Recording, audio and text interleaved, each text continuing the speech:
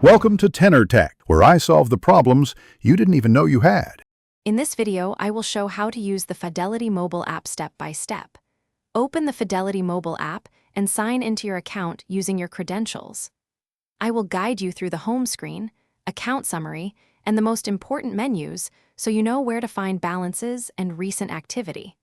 Follow each short step and practice on your own device to build confidence using the app every day. Open the app and explore the dashboard area to see balances, holdings, and quick actions.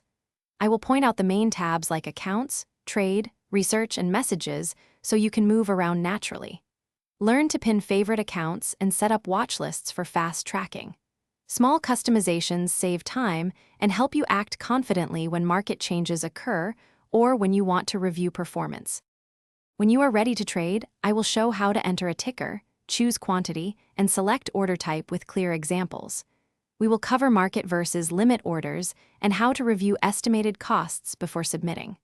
I will also explain order status updates and where to find confirmations so you can track fills. Practice with small trades first until you feel comfortable with the full workflow in the app. Thanks for watching. Subscribe to keep your life in tune.